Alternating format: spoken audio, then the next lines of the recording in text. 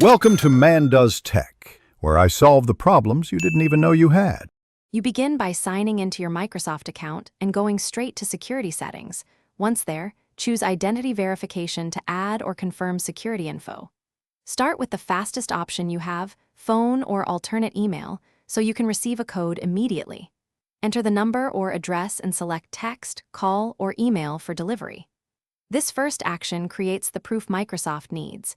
Make sure the device you pick is with you, charged, and connected so the code arrives without delay.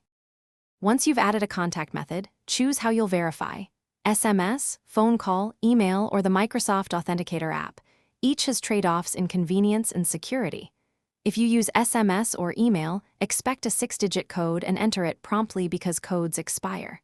If you pick the Authenticator app, open it to approve or copy a code. Make sure to scan the QR or enter the key accurately.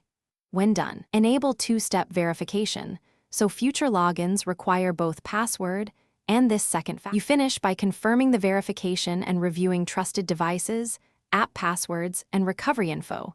This ensures you won't get locked out. Save any backup codes in a secure place and verify an alternate email or phone is current, so there's a fallback. If something goes wrong and you don't receive a code, first check spam, message blocking, and device time sync. Then resend or switch methods. Use the Authenticator app or backup code to regain access quickly and securely. Thanks for watching. If you found this helpful, don't forget to like and subscribe.